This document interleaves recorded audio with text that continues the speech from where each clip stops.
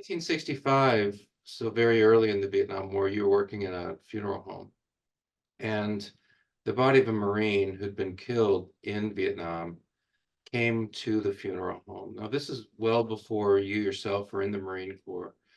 Um, what impact did that have on you, if any? Was that just one case among many that you worked with at the funeral home, or did you pause realizing this was a young person who'd been killed in war? What impact, if any, did that have on you? Well, that was early in the war, and we weren't used to receiving casualties from Vietnam at that point in 1965. I I don't know that it had any particular effect on me, except it made me realize that there really was a war in Vietnam, and people really were getting killed in that war. And so when did you yourself go into the Marine Corps? Uh, in the spring of, or in the summer of 1966, I graduated from high school in May or June, I think, about the 1st of June. And I reported to Paris Island on the 13th of July, 1966. The people that wanted to go in the Marines, or the people who went into the Marines, were drawn to that branch of the service. So that was kind of the culture at the time. And I had seen the Sands of Iwo Jima with John Wayne about 3 times, and yeah, I thought the Marine Corps was the place to go. So at that time, then, my interpretation of what you're saying, and it might be a wrong interpretation, but my interpretation of what you're saying is that at that time, in the first half of 1966, what the Marine Corps means to you, knowing that there's a conflict in Vietnam, it's a place to satisfy this interest that many young men have to get into the excitement of war and to relive what you saw in the sands of Iwo Jima and to prove yourself in some way. Do you think that's all? How does I think those are all factors. The people that show up at Paris Island are self-selected as to be the kind of people that want to be in the Marine Corps, which they regard as the premier toughest force. The press was telling us a story about Vietnam, and that the communists were of the North Vietnam were taking over the South, and they were killing and raping the villagers and stealing all their rice crops, and the people of Vietnam were being oppressed and needed help. A couple of years later, the story was entirely different. But when I made the decision to go to the Marines, to go to Vietnam, I thought I was going to be doing a great thing for people that needed that help. So it was in that combination of wanting to do the right thing to help out the people that wanted to live in peace and democracy was one part of it. The sense of adventure for a young man was the complementary part. sure? Well, let me jump ahead then, and jump ahead to actually being in South Vietnam, your 13-month tour there. Thinking about the Vietnamese civilians that were around, and I don't know, the extent to which you interacted with Vietnamese civilians, and then of course you have to add civilians in quote marks because as you say in what you've written and what you hear so many times, these folks who worked on the bases, you couldn't always be sure, and sometimes eventually, you know, it would be discovered that they were working for the Americans on the fire base or whatever by day, and they're with the VC by night. But so this whole, challenge of Vietnamese civilians, and I don't know the extent to which you had any interaction with villagers and so on, but taking what you had in your mind before you got to Vietnam about the people of Vietnam, the rice farmers of Vietnam. Now we're at the end of your 13 months in Vietnam, and you've had some interaction with these folks. What was your perspective then? Oh, it's totally different. And I actually had significant interaction with the Vietnamese populace in this way.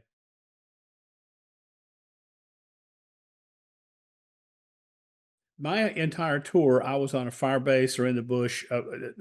There are some guys that were in Vietnam that went to bars in Saigon, or had that interface. I didn't have any of that. I was any Vietnamese people that I encountered were villagers, Viet Cong, or for a while, I was assigned to something called a CAP unit. I don't know if you're familiar with CAP units.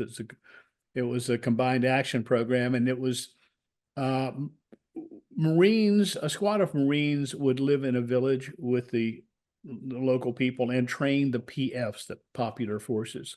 The PFs were the National Guard, basically, of South Vietnam. And their job was to protect their own village, and we were there to train them and assist them in doing that. Yeah. Uh, and there were 6 CAP units surrounding the area where I was assigned. During the time that I was there, all 6 of those CAP units at different times were overrun, often from the inside, because a lot of the PFs were actually VC. Yeah. Right. Yeah. So and when I got to the hill, I got to the CAP unit. That there was an E5 sergeant in charge of the place. He said the first thing you need to know is that there are only 8 fighting men on this hill. Because there were PFs all around and about, but there were 8 Marines, and he said that's all you can depend upon, because when the shooting starts, they're not going to be around. He was Wow. absolutely right. And they would just disappear in during a firefight, and then they would come back later and they say, "Oh, we killed Buku VC." So I'm thinking, I came all the way here from my small town in Florida to help you defend your country, and what you really want me to do is fight this war for you while just run away. I'm thinking that's not what I had in mind when I came here. Wow. So what I'm hearing is when you're with these CAP units, not only do you need to be thinking about potential ambushes from the VC, but you also need to be watching out for the people in the village that you're interacting with. Not only in the village, but with you in your compound, with the PFs. One night, well, let me go back. We didn't have enough Marines to man every position in the perimeter of that place. It was a really tiny place, uh, with a Marine all night long, because you couldn't stay awake all night and still work during the day. So we would take shifts. There had to be a PF in each of those positions at some point during the night. I put my Claymore mine out. We had concertina wire surrounding our position. At night, we would put out a Claymore mine. You're probably familiar with a Claymore. It's a directional mine, and you use a clacker to set it off, and it propels like 800 ball bearings. I think it's 800. But in the morning, so you take it out and you set it up on its little legs, and you aim it where you want those ball bearings to go if you hit the clacker. In the morning, I went out and it was turned around. It was facing me. It was, Wow. and I've heard that story from other people, but I've actually experienced that in that CAP unit. Now, I don't know whether the Viet Cong had actually come through our wire. Some of them were pretty adept at that, sneaking into places, and turned it around, or if a PF did, I don't know, but So, what was your interpretation of all this? I mean, one of the things I've heard from vets who are there is, after a while, they're looking around and, maybe they're in Saigon and they're seeing how just absolutely corrupt it is in the black market, or maybe they have interactions with high-ranking ARVN officers, and just see how just the corruption that pervades everything. And the feeling is, we're over here fighting really hard to save their country, but I don't get the feeling they are willing to fight really hard to save their country. That's one response. What was your assessment? What was your interpretation of all this? well, mine was, and I wasn't around. I didn't understand corruption of high officials or any of that stuff. Right. I had no Yeah. exposure to that. I don't doubt it now, looking back upon it, but I didn't know it then. Right. But my interaction with the PFs, and as I explained earlier, I came there to help them, and I was willing to risk my life to help them, so that they could live in so that they could fend off the bad guy, the communists who wanted to dominate them and and make them communist, whether they wanted to or not. I didn't really care if they wanted to have an election and accept the communist regime. I didn't care. I wanted them to have a choice about what they wanted. So did you come to a place where you just didn't feel like you could trust anyone? So I Any felt I always Vietnamese? felt I could trust the Marines. I mean, You trust the my Marines, fellow Marines I had absolute confidence in. right? Uh, but the Vietnamese, no. How long did it take? So, and I want to come back, and sort of get you into country and talk about your first impressions and so on. But after you've arrived and you have these ideas in your head, and I'm sure you've heard things in training, and so you have these conceptions that you arrive with. You have radically different conceptions that you leave with 13 months later. How long did it take before the conceptions you arrived with began to come unglued? Well, I think my cap unit experience was the catalyst for that, because until then I just operated with the Marines. I was on a combat base, Hill 41, southwest of Da Nang. Uh, and my interaction with the locals was minimal.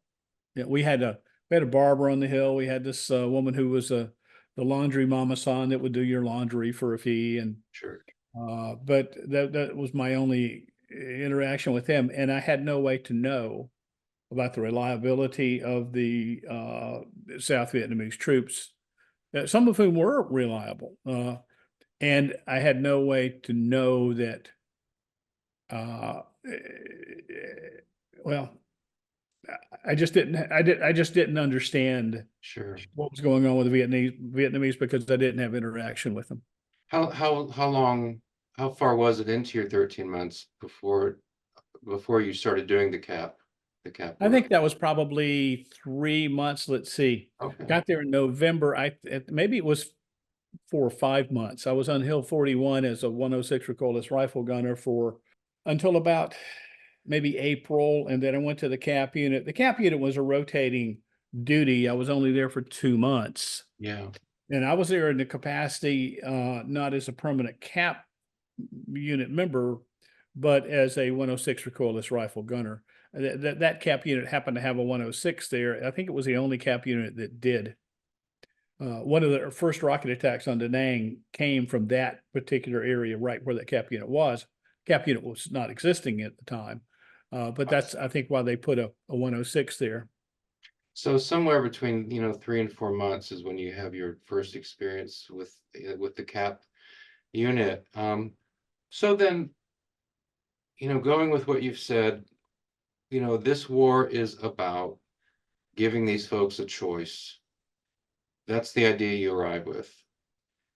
You have these cap operations, you see the reality on the ground, and that those original conceptions are at the very least seriously challenged. What does the war become about then? You've got 9 months to go, and Well, it's not an easy 9 months. yeah. So what does the war become? What's the war about now? Well, yeah, there's not a lot of time for philosophical ruminations about, why are we here? What are we doing? I mean, you're in a fight, and the day-to-day reality is, let's just stay alive today and accomplish our mission. So that was really my main concern.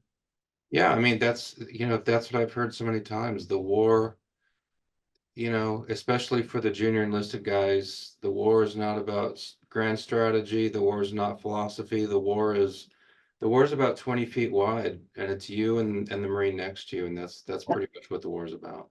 Yep, that's true.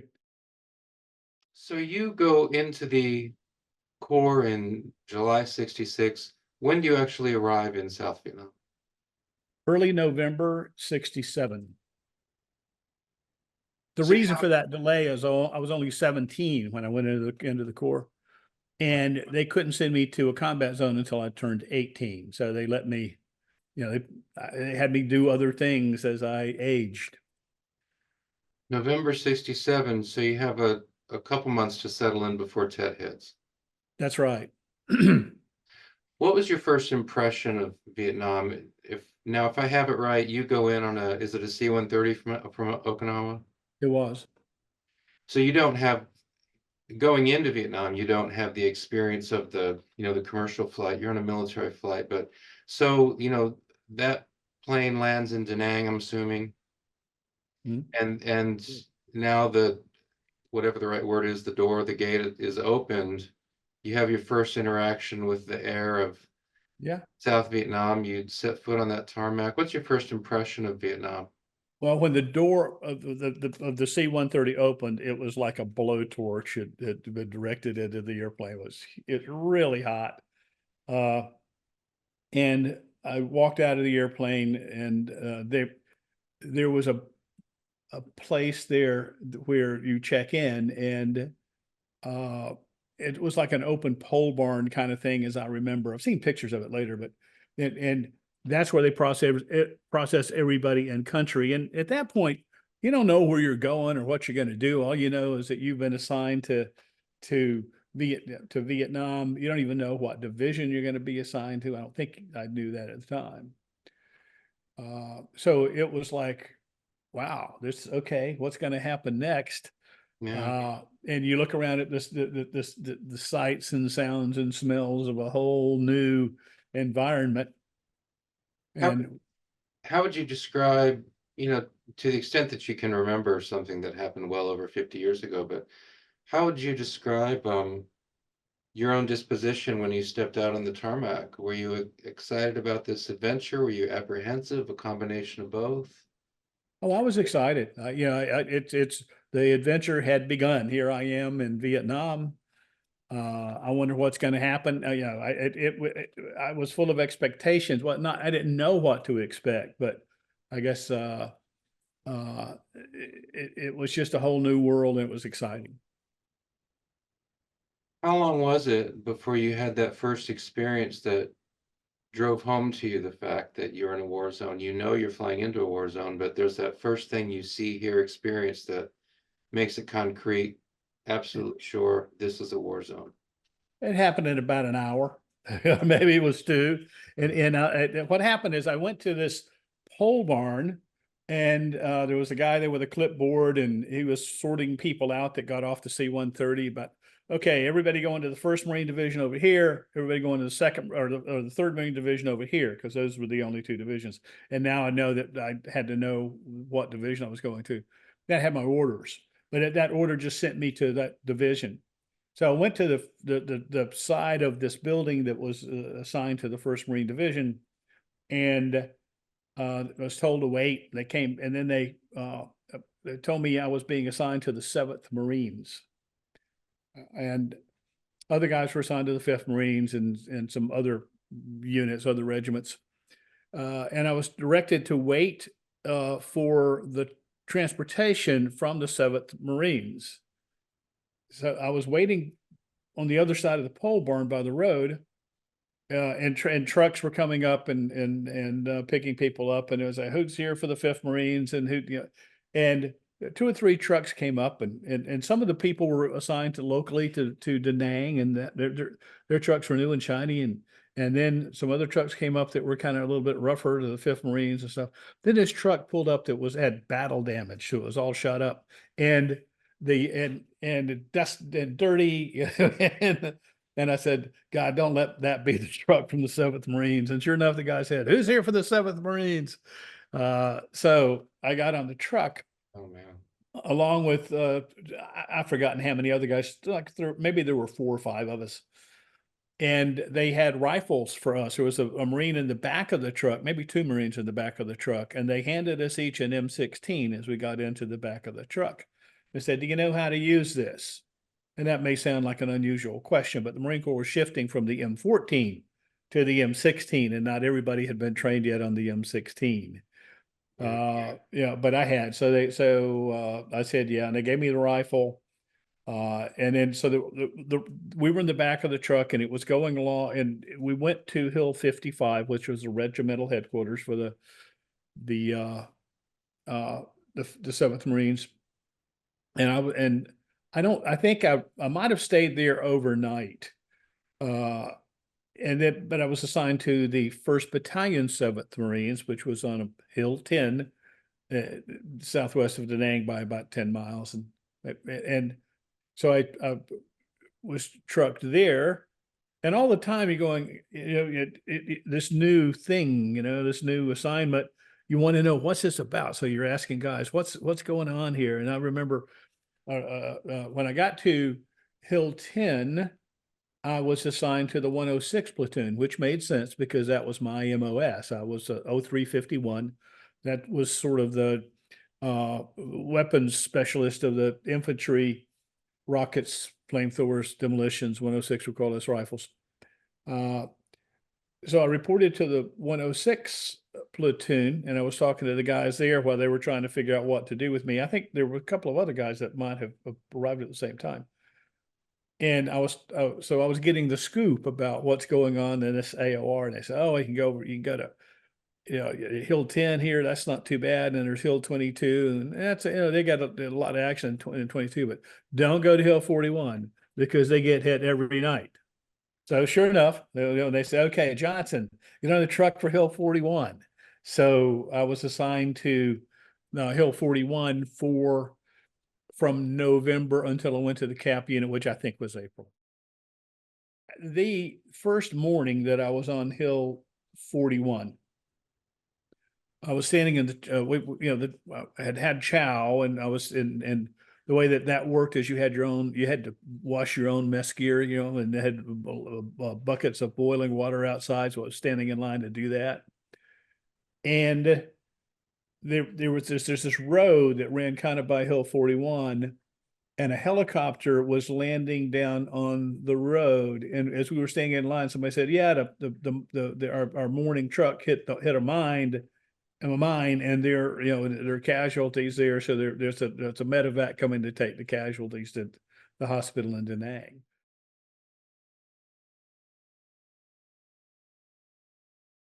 You refer to this transition from the M14 to the M16, and the Marines I've talked to up to now who were there for the transition or not long after the transition, have talked about the problems with the M16 and the unreliability of that weapon. Does that fit with your experience? Did you experience these problems especially with jamming of the M16? I remember early on in my tour, I heard a radio. We had a unit. I can't remember whether it was a squad or a platoon that were in a firefight, and they radioed back, and it must have been a platoon because it was a lieutenant, I think, that radioed back that their rifles were jamming and they were about to be overrun. And in fact, I think most of them were killed. Maybe all of them were killed. It was and maybe not exclusively because of, but partially because of the failure of the M16 rifle. And I think later that was determined to be the powder issue. It was cheap powder or something that would dirty up the mechanism and had tighter tolerances. I don't really know that. That's just what I was told. But I didn't like the M16. If you're going to carry it a long ways, you wanted a 16 over a 14 because it's much lighter. You could also carry twice as much ammunition. But it just wasn't, to me, as much of a rifle as the M14 was for the purposes of combat. I had when I got there, they issued me an M16. They recorded the serial number. I don't know anybody that had the same M16 when they left, and that's because every time you get medevaced, they take your rifle and your gear, and you get in a helicopter, and they put all that stuff on a sling underneath it, and then when you get to where you're going, they just put that in a pile someplace by the airstrip, and you go to the hospital or whatever.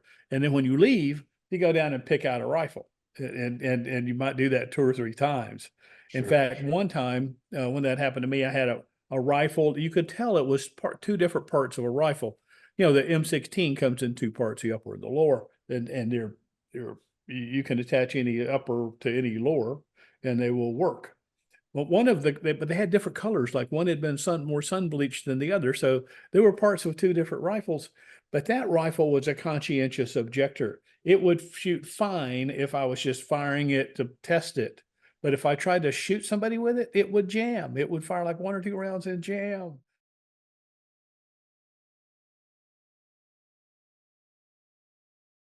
What was your first experience of combat? You've described, coming in and seeing the signs of combat, hearing about combat. Um, what memory do you have about that first interaction where now you're in it?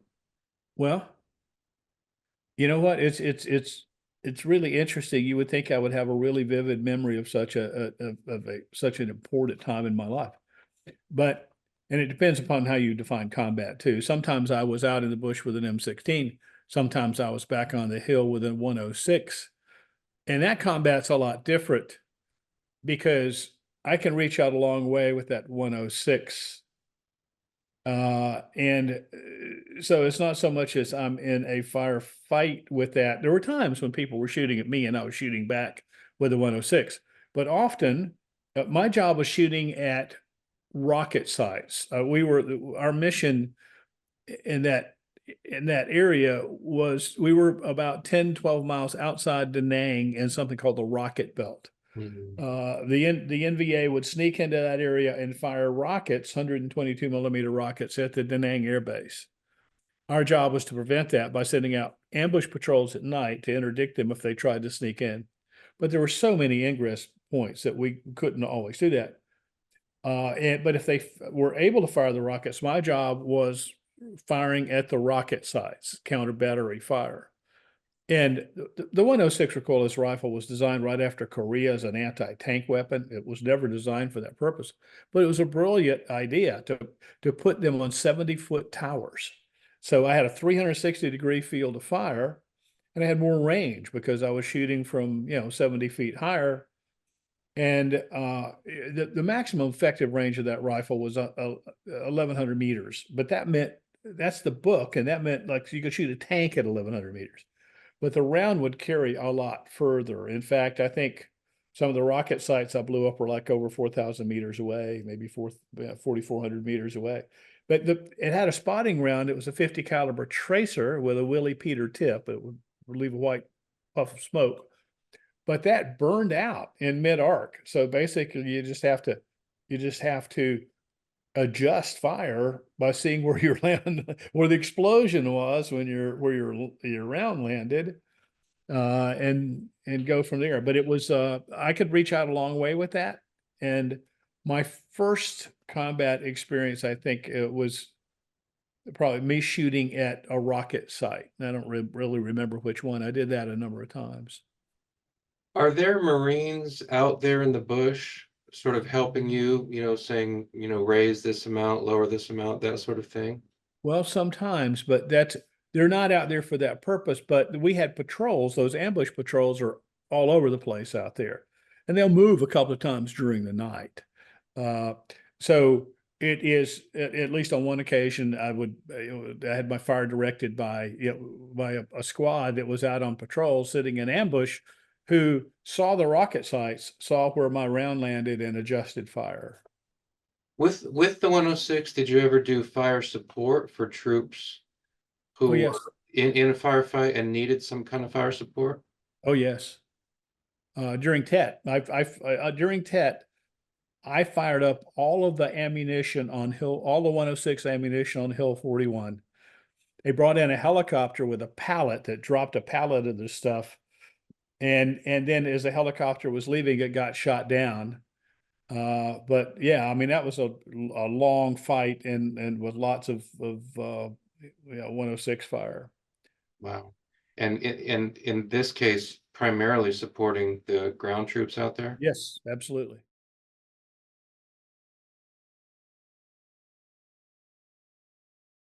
Well, let's talk about Tet. Let's say it's 10 p.m. on January 30 or 31st. I forget how it goes with the international dateline there, but just a few hours before Tet breaks. Some Marines say that, there was a feeling in the air that something was going to break. They had no idea what. Do you have any recollection of a feeling that something was coming? No, I can, the, I know that the commanding general of the First Marine Division knew something was coming because he sent recon teams out to areas that were from which they were able to view the approach of the NVA that were coming to for the Tet Offensive. It was a brilliant thing to do, I think, and some of those stories are remarkable. Now that's at the 2-star level or something, at the one stripe level, or the 2-stripe level where I was. It was a different thing. Nobody actually told us to expect that. In fact, we were redoing our bunker, and we had a sandbag parapet around the front, which we removed because we were going to replace it with what we thought was a more effective design, or new bags or something. And we had taken that down. And then on February 6th was our date for Tet. I know that January 31st was the Lunar New Year and everybody, and that was when basically it was kicked off. However, it wasn't on that date in every place. It was February 6th when our Tet began. Were you aware? I mean, so now we're down at the level of the junior enlisted. On February 5th, were you aware that things had broken out in, is that significant? Something Yeah. significant was in the process of unfolding throughout South Vietnam. No, Did you even know that on February 5th? no. And Wow. if, in fact, if I had known that, I'd be on my bunker putting up that new parapet. It was a complete surprise to me. In fact, it when I was the morning of February 6th, I had been on the bunker all night. We had a 106 on a bunker on this particular place, this hill, and it had a field of fire out toward Charlie Ridge and Happy Valley, which we expected the rockets to come from. And in the morning, I left that after daylight, walked down to my hooch, which was a tent with sandbags surrounding the bottom half of it. I was taking off my gear. I was going to get some sleep. And I think it was the cook came into the tent and said, "Hey, they want you back on the bunker." And I'm thinking, why would they want me on the bunker? It's daylight. It's like we never had that kind of activity during the day. It's usually a nighttime thing, or always a nighttime thing. So I went up to the bunker. I didn't even take my helmet or flak jacket. And there was a tank on the hill that was beginning to move out then, and go down the road away from the hill toward the village. I got on the field phone and said, "Okay, I'm on, the 106 is manned." And the tank started firing, and they said, "Shoot where the tank is shooting." I go, "Okay." Still kind of surprised, like, what's going on here? Yeah. And the tank, I might have fired one round before the tank, as it was going down that road, got hit by an RPG and was knocked out. The tank stopped, and I saw yellow smoke begin to come out of the tank's turret. And I think at least one of the crew members of the tank was killed. I don't know about the others. And then some escaped. I don't know how many were wounded and how many were killed. But then I started taking fire. I mean, after I started firing where the tank was firing. And the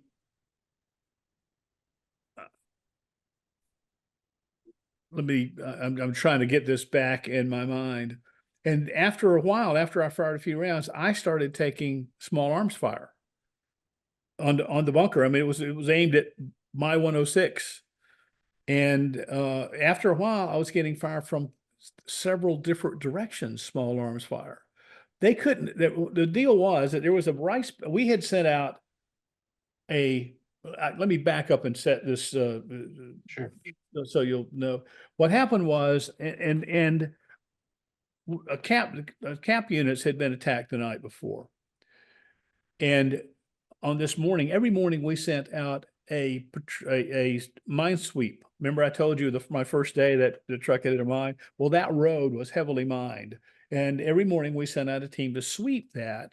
And there was a couple of engineers, and there was one engineer maybe, and three Marines with rifles, a fire team. Yeah. And they had encountered some NVA running across the road. So they engaged them. And what had really happened is they just attacked 1,500 NVA, which were this whole line of troops behind them. And they were trying to get past us to get to Da Nang. And our job, of course, was not letting them do that. So they radioed back and said, "Hey, we got our hands full down here. We're getting," because they began as they engaged those few troops running across the road. These other guys started shooting at them, and they called and said, "Hey, we need some help down here." And I think we sent out 30 people on that reactionary. 27, we had 27 casualties. Now, I don't know if that includes the tank crew or whatever, but basically, I mean, it was a really bad fight. And those guys got out to, there was a tree line that the rest of these 1,500 guys were in, and our guys were about a few hundred meters away across an open rice paddy, and they were beginning to move toward that rice paddy. But you get up and they were doing fire team rushes, which is one fire team gets up and runs ahead, and everybody else lays a covering fire.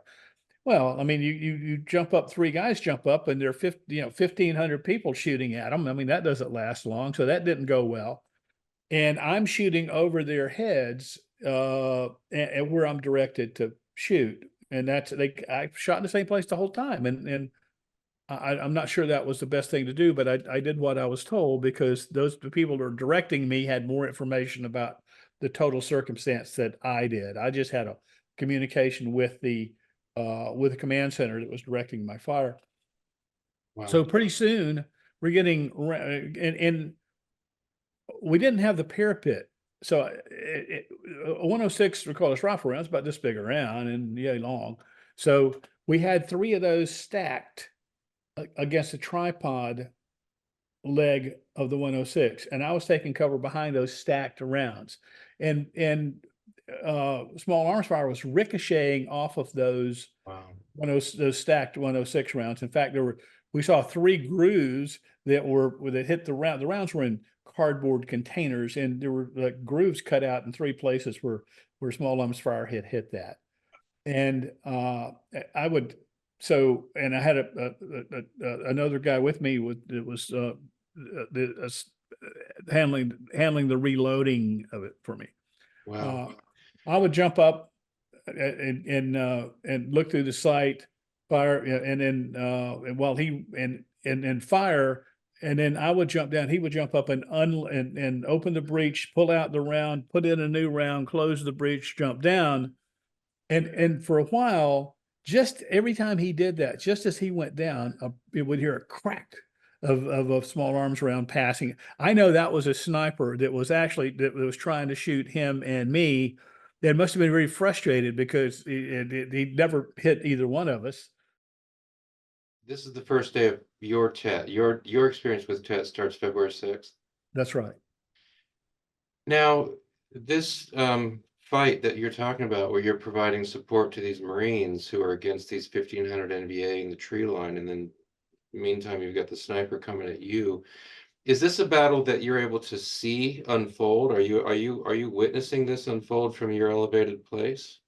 I cannot see the people shooting at me. I cannot see the NVA in the tree line. But you can see the Marines? I can't even, you know, I wasn't even looking for them to and recalling that because I would have had taken the time to write, like focus and see if I could see those guys. I knew where they were. I knew they were, because I could see the rice paddies where they were, Yeah. and it was maybe 1,000, maybe 1,000 meters away. I mean, it was a good distance away from me, but I had the range to shoot over them. Because it was about, I think I recall it being about 700 yards of open field that they had to cover to get to the tree line. And they were some distance from me. So the reason I ask that, I've learned by now not to ask the question, what were you thinking? Because the answer 99.8% of the time is you're not thinking anything, you're just Yeah. responding. Yeah. But as you look back, you can bring to your mind's eye yourself at that 106 as this battle's going down. Um, and you're doing your job. You're told where to fire, and that's what you're doing. But, is there something going on inside you, not conscious thought, not some logical progression of thought, but something going on inside of you that's got you very much connected to those Marines? Like, it's not just shooting into that tree line because that's what I've been ordered to do, but what I'm doing is absolutely connected to what those Marines out there are doing. Oh yeah, my fire was protective fire for them. That my job was to, well, was to kill NVA, but it was to protect those guys. I mean, that was my mission was to it was to help protect them. Hill 41 was manned by Delta Company of the 1st Battalion, 7th Marines, a reinforced rifle company. I'm going to guess there might have been as many as 150 people on the hill, maybe more, maybe less. So to lose like 30 of them or 27 of them at one whack, and we were totally undermanned in any case because the casualty attrition rate was high. Uh, and we were sending out patrols with 6 or 7 guys that there would be a squad. A squad should have 12 or 14 people. One of the guys that was killed in that fight that I told you about, where the 1,500 NVA were across a rice paddy, it was the platoon sergeant. His name was Glenn Lunsford. He had found, or his group had found, his platoon, an underground cave that was remarkably hidden because to get into the cave, you had to jump in the river and enter the cave through a hole in the side of the river and come up into the cave. And it had a bunch of rockets in it. So they had stuff like that around the rockets. Uh, and there were a bunch of or I think they were Viet Cong probably as opposed to NVA. He got wounded in there by a grenade inside the cave. But he brought a bunch of prisoners out, and like I say, and he received the Navy Cross for that remarkable action. But then he was killed and he was still wounded. He was still recovering from wounds when he went out on the reactionary force on February 6th. And he was killed And he was killed. Yeah. that day. What was his name? Glenn Lunsford. It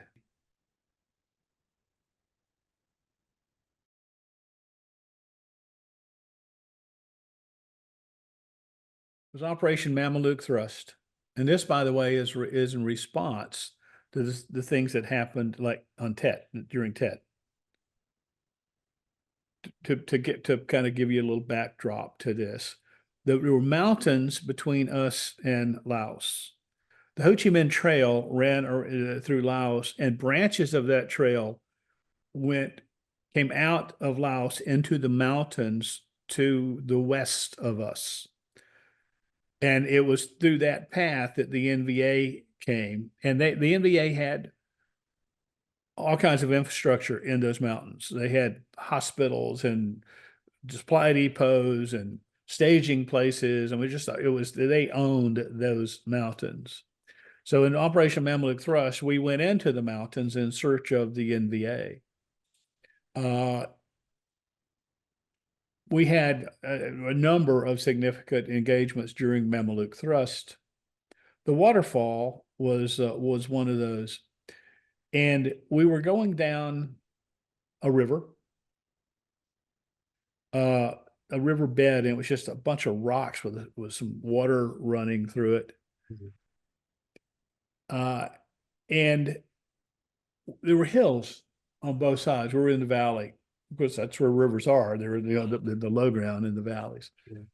The problem with being on the low ground is there are guys above you that can shoot down on you, and it's a great way to ambush somebody is to be above them on a hill as they come under you in a valley. So we sent out a squad uh, to to go ahead of the main column that was in the river.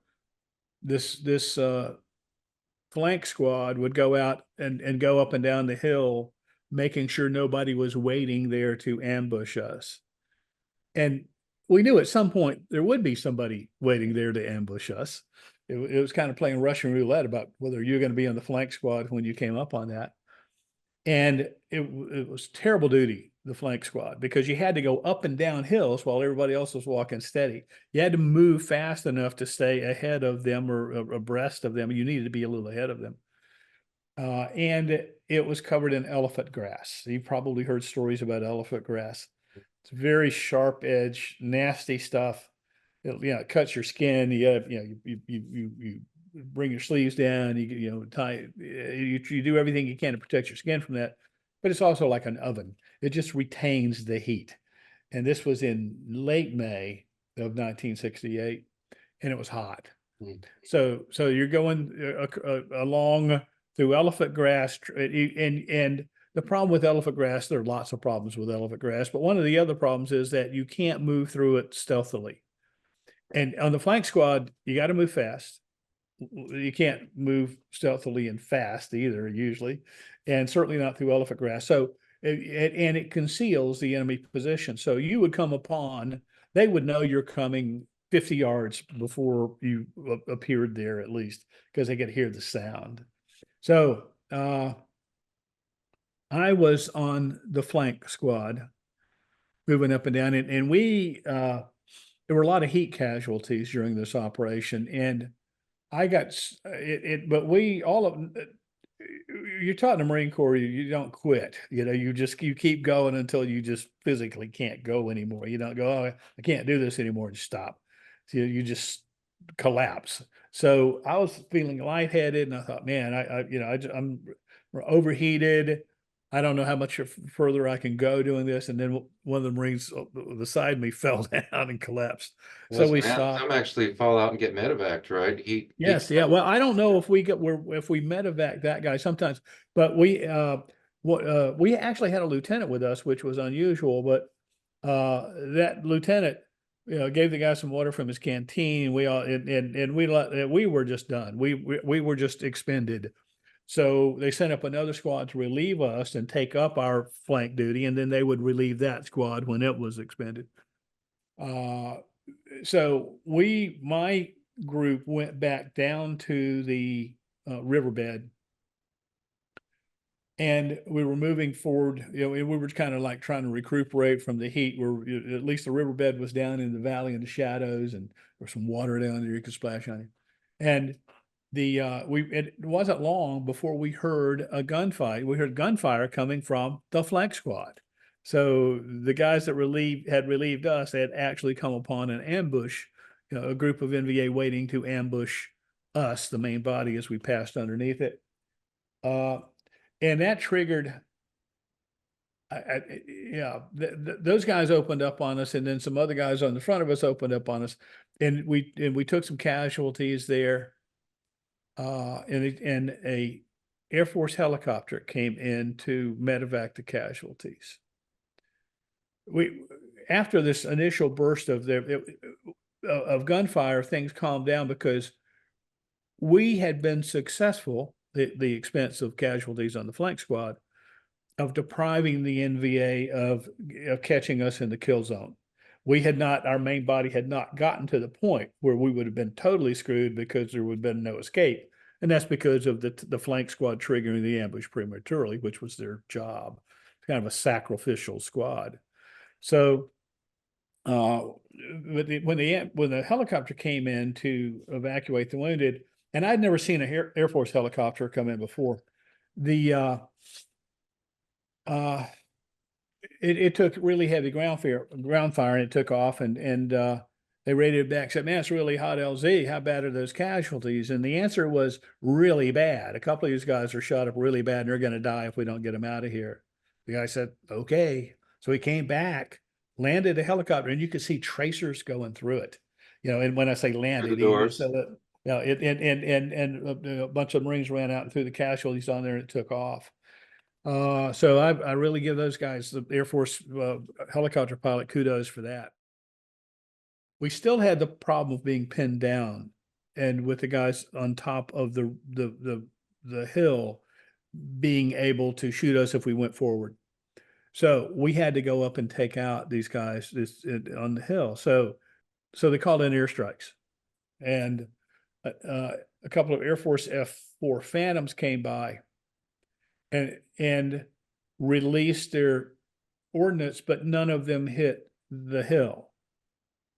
I mean, it made like 3 runs, and the NVA didn't even bother to shoot at them because they're like 2,500 feet high. I think the Air Force had a rule they can't fly below 2,500 feet because that's the range of a small arm. Well, I'd like to have those rules. You know, you shoot at the guy from a place where he can't shoot back. But anyway, so we were told, my group, the guys that had been on the flank squad before, and maybe some other guys, or maybe 20 of us, they told us to stage our packs and get light and fix our bayonets. We're going to have to go up this hill. So we're fixing my bayonet. We lined up our packs and I'm fixing my bayonet. And this guy was a Marine F-4 called us and said, "Hey, you guys need some help down there." Basically, he said, "I heard on the radio that you guys needed some help. I'm on a mission, but I still have ordnance. I'm done with my mission. still have ordnance. What do you need?" And they said, "Well, we're pinned down by these guys on this hilltop." And so he came in so low. I mean, it was like incredibly low, going straight at the top of the hill. And the NVA that didn't even bother to shoot at the Air Force jets because they knew they couldn't hit him, all shot at this guy, but he dropped a napalm canister. And, there are things that I remember this so clearly, even though it was over 50 years ago. That canister released from the jet, and it went 1/2 a turn and about another quarter turn and hit right on top of that NVA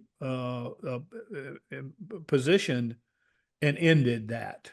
So we sent some guys up there that found a bunch of NVA bodies, including a warrant officer who had a diary that was pretty interesting. He had been fighting in Vietnam for like 20 years. So that took care of that part of the waterfall fight. But ahead of us, when this ambush had begun, there were some guys from Bravo Company, and they were caught in the open. And I think that there was fire from the side toward us, and then I think there was fire from the front toward the guys that were in that area, and some of those guys had been shot and were in an open area. One guy, Tom Prater, was shot and couldn't. The guys around him couldn't get to him to get him out, because the Reichspetty dikes were maybe this high. It was just enough for Tom to be behind, but if he tried to move, it would expose himself, and he had a pretty significant wound. That went on for a little while. Now, and the timing of this is a little convoluted, because this is all happening while I'm fixing my bayonet back here to go up this hill and take care of these guys, or maybe actually before that, because, and here's where the story gets confusing about the F4s, and I got this from a Marine who was wounded there and saw it, but I have to remember he was also shot up with morphine at the time a lot of this was happening. So, but I've talked to other people that were involved in this fight that I didn't see as well, and I tried to piece it together as well as I could. The F4 apparently came over and took out. These guys were ambushed. They weren't ambushed from up high. They were ambushed from like bunkers that were on the ground, a bunker complex, and they were pinned down, some wounded, in front of the bunker complex. An F4 came by and dropped ordnance on the bunker complex, and eventually taking it out. So then these guys could get to, could be medevaced. Meanwhile, a helicopter was coming, and I know I spoke with a lieutenant who was a forward observation artillery observer who was coming out to that to this fight. He was coming out to join us when all of this was happening, and he was back maybe on Hill 55, some area, and there were a bunch of replacements, the very green guys that they were first Wow. there too, in Just going Vietnam right into a battle, just that replacements were just going to going. go out with him, and they wisely said, "Look, you guys get off. You guys wait here because you don't want to go, right into this."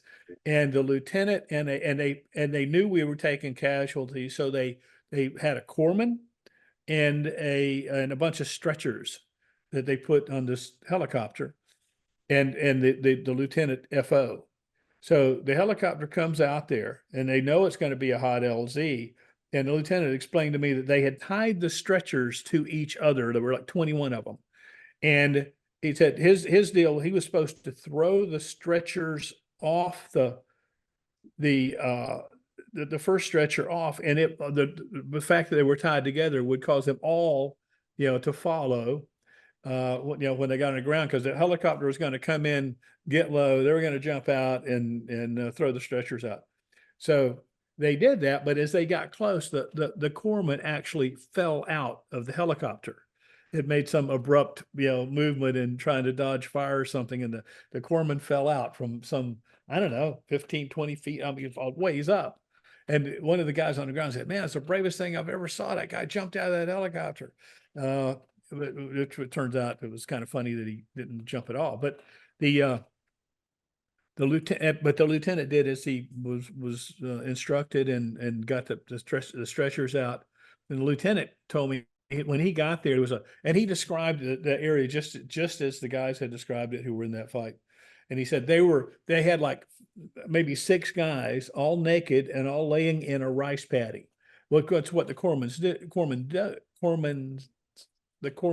is that if you're wounded, they could be treating a small, shrapnel wound to your leg, and you got or maybe a bullet wound to your leg, and you got actually a piece of shrapnel in your brain or some or in your chest that they don't know about. So they strip you naked because they can see your whole body to see where the wounds may be, and they probably put them in the rice paddy to cool them off or something.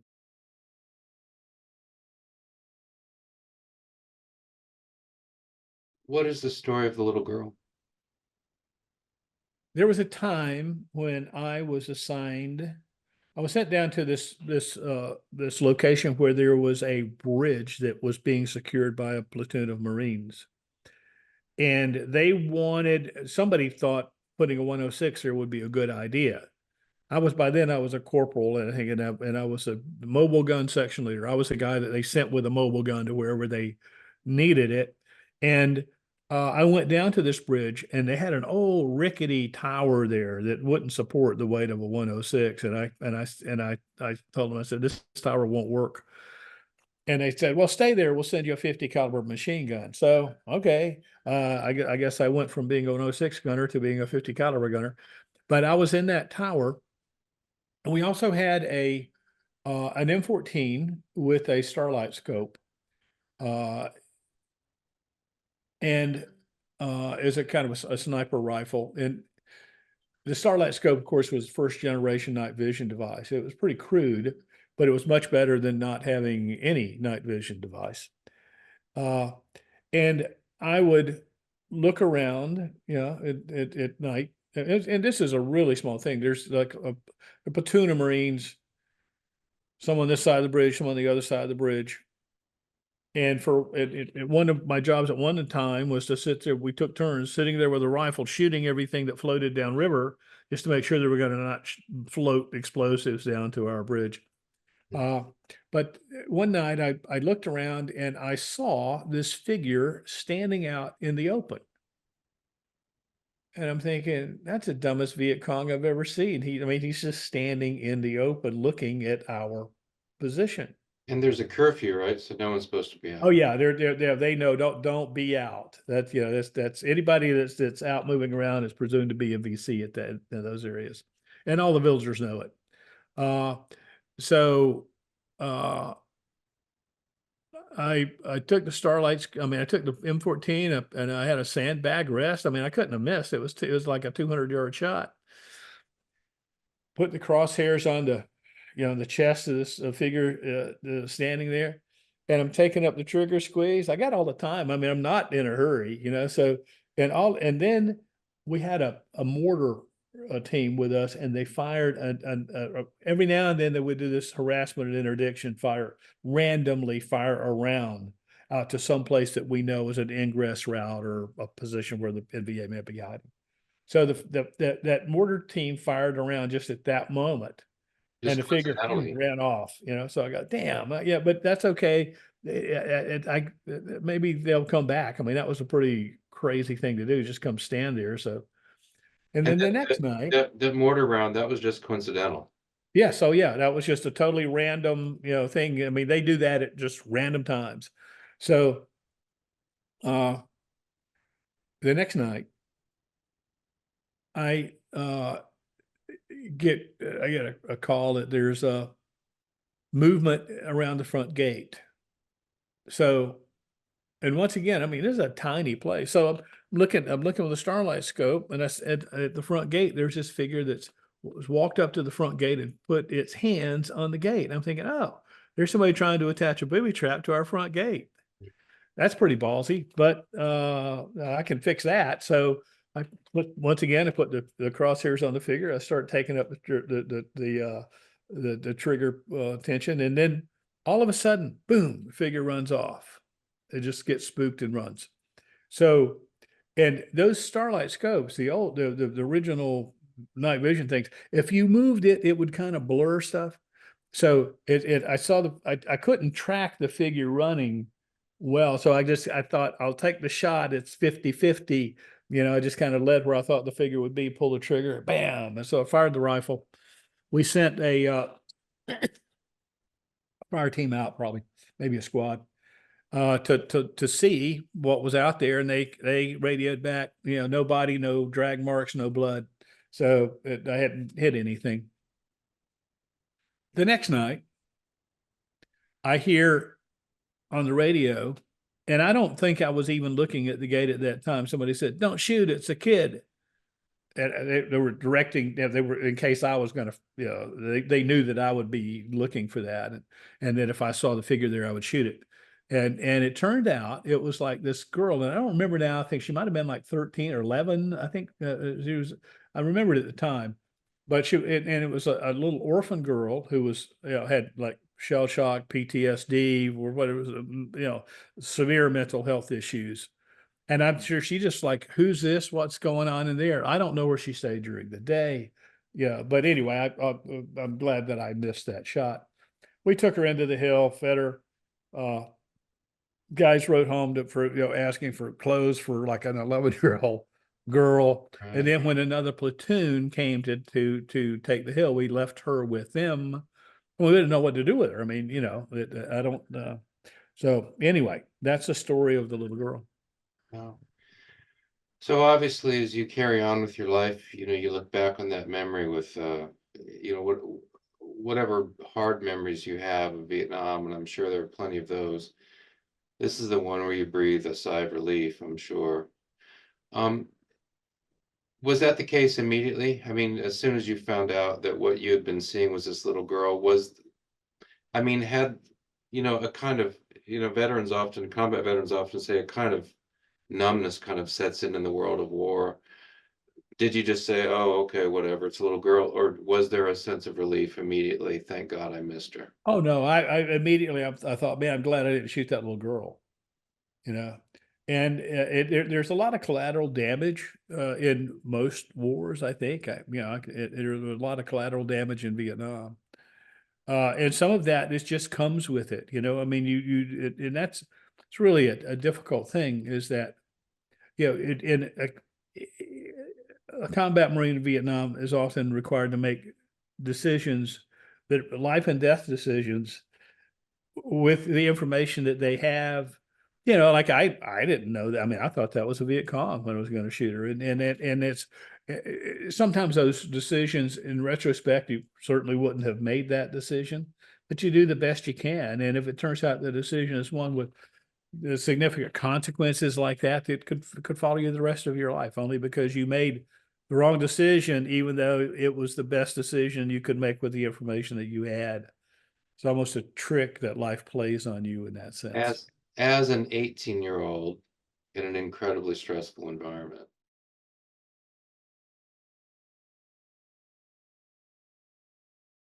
Hill 1062.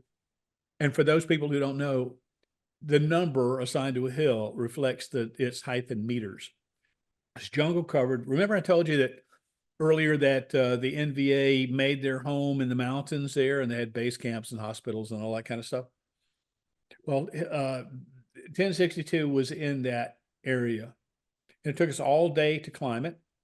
And when we got to the top, it was it's a tropical rainforest kind of environment where there are clouds. I mean, one of the sections of my book I wrote about walking into a cloud on 1062, because Right. it was getting dark by the time we got to the top, and it was foggy because it was a cloud. I mean, fog is just a cloud, or a cloud is just fog. Fog is a cloud on the ground. So we got there, we set up a perimeter, and I dug, I was in a foxhole with two guys. I was a squad leader. Had two guys in my squad with me. And I went to the guys next to us and talked to, and set up our fields of fire, who's responsible for what area. And then one of our guys was on watch, and then the other two of us were going to get some sleep. We had a poncho. It was a drizzling rain, and we had a poncho that one of our guys put up the poncho and put or two rifles with the bayonets into the ground to hold the poncho over us. It wasn't long after that we heard the first sound of combat, and that was a grenade explosion and small arms fire kind of behind us. So that woke us up. We took the poncho down, because it was a rectangle in an area where everything needed to be a bush. So to preserve our position, we brought that down. What had happened was the NVA had broken through they had attacked a point in our line and had broken through that point and come into our position. So we had NVA running around inside our perimeter, our defensive perimeter. I told the two guys with me, I said, don't shoot until I do, because there's a tendency to just be frustrated and want to shoot. And fire discipline was a big thing to me. First of all, I carried all that ammunition all the way up here. I don't want to blow, and I don't know when I'll get more. So it's important to not just blow it away. The second is at night, when the first time you fire, your position is announced by your muzzle blast. So I wanted my first round to kill somebody. I wanted it to be an effective first round, just not like, here I am, see my muzzle blast round. Sure. So some other guys in another hole near me didn't have that same fire discipline. They were in a firefight with some bad guys someplace over to my front. And so these guys were shooting over my hole toward the NVA, who were shooting over my hole back to these guys. Meanwhile, there was a tree trunk that was an old rotten tree trunk and I didn't notice, it was just a few feet from my hole. I didn't realize when we sat in there, it was full of hornets. So the rounds are hitting this tree trunk full of hornets, and they're pissed off, and they're out like flying around and buzzing and angry. And there's the AK-47 fire, M16 fire, AK-47 fire. Meanwhile, after that kind of all settled down, some of us were assigned, and I was one of those guys, to go to the place where the hole had been breached in our line in Bravo Company's area. And I went there with some other guys, and we filled in the hole, and we took the wounded back to a place where we could secure them back into our perimeter, and we put a guard around him. There was a guy there who had a bandage over his face, Corman had treated him, and what had happened was he had gotten grenade shrapnel. A grenade had exploded, and the shrapnel hit him in the face. In fact, he was blind after that. And I didn't know the nature of his injury at that time, but he couldn't talk for some reason. So I took him back and I explained to him, you're here in the perimeter. Don't worry, we got guys all around you. What had happened was the guys that broke through were zappers. They were suicide guys. And the way this works, I'm told, is that there would be groups of five, and they would have one rifle, and everybody would have a magazine. And the zapper, the suicide guy, would take the rifle and his magazine, run up the hill, shoot up as much as he could, go back down the hill. Oh, and their tourniquets are tied off, their pressure points are tied off with tourniquets so they can't bleed to death, and generally. And and they're high on opium, so they don't feel the pain. So then they go down and hand off their rifle to another guy who puts in a fresh magazine and does the same thing. We killed a few of them, but and we took some casualties, but it's really kind of a frightening thing when you shoot a guy a bunch of times and it seems to have no impact on him. The trail where we came up there, and we made our own trail because you had so many guys going up there, it just makes a little road through the jungle. We had a hole on either side of that, and one of the NVA zappers came up that trail, and the two guys exercised great fire discipline because he didn't see them. I don't know if he ever saw them, but they waited till he got maybe 10 feet away, and both opened up on him and both fired a magazine into him, and he stopped and dropped his rifle, still held his rifle by the muzzle, kind of dropped it down, turned around and walked down the trail. But he only got 2 steps before he like tumbled down the trail and he fell down. And but it's, I mean, he got shot like 40 times. Well, okay, maybe he got hit 30 times, by M16 fire. I mean, who does that and not, doesn't seem to show it. So Our these guys had bandages, had tournikets tied, tourniquets, across so the that they pressure. wouldn't bleed out, Yeah. and they're jacked up on opium. Yeah. And one of the bodies, let's see, but we had a really tragic event there. The during an event like that, you stay in your hole because anybody who's moving could get shot. And but who can't do that? The corpsmen can't do that because they have to move around and treat wounded. So there was Doc Rose was going around treating wounded, and there's a gunnery sergeant who had been wounded, and or somebody had been wounded. Let's see. Anyway, so Jock Rose got shot by a Marine because and they challenged him, hey, who goes there? And he didn't say anything. And but there's so much happening there that I can understand his distraction. But one of the zappers was running across the top of the hill. This is where the gunnery sergeant comes in. The gunny had a 45 pistol. He saw the zapper. He shot him in the chest with a 45, knocked him down. The guy gets up, shoots the gunny in the hand, shoots it, and I remember the bullet went through the gunny's hand and through the pistol grip of the 45 and runs away. The guy's been shot in the chest with a 45, knocked down, gets up and runs off. So, I mean, it's just a mess. But it was one of the bodies that we found the next morning, because not all of them were able to get back off the hill, even though they, had all their tourniquets, their pressure points shot off. And I remember we searched this one body, and it had a little round tin. It had like a black substance in it, or tar. It looked like tar, and it was like a salve. And I said, well, "What's that?" And somebody said, "That's opium." That's I don't know. I'd never seen opium before. Sure. Wow. But but we were there for a couple of days, and it was hard to get. We couldn't get resupplied with food or ammo or we needed plasma, morphine, stuff like that. The next morning we were able to get some resupply. But that was pretty tough. And I remember there was a centipede about this long that came walking across my hole on like the third day or something. And then I was thinking, or maybe it was the second day.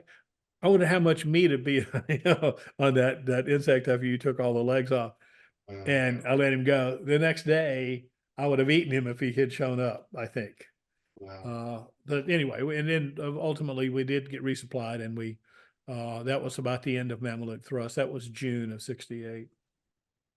The hornets, the story about the part of the story about the hornets, you've got the hornets in this rotting log, and when the bullets start flying, now the hornets are into the fight. And it just brings to mind, something that's often occurred to me, that these soldiers, these Marines, these Navy corpsmen who are out in the bush, even when they're not in a firefight, they're under attack. They're under attack from the elements, from the heat, from the rain. You talk about the elephant grass, cutting them up, the leeches, the mosquitoes, the snakes, the hornets, the fire ants. In one way or another, for 12 months if you're Army, 13 months if you're Marine, if you're out in the field, apart from R&R, you're under some kind of attack. And it's just kind of relentless. And now I have this image of you're exhausted after this climb up this steep hill. Um, Now you've got a firefight, and now you've got hornets that are presumably they're attacking you guys too. And Nobody got stung by a hornet that I know of, but it was just kind of surreal that all of a sudden there's this swarm of hornets, flying around, buzzing and angry while all of this other stuff is going on. It's like, what's going to happen next? I mean, it just, all combat situations are tough, but man, it just seems like Vietnam just brings a lot of extra challenges.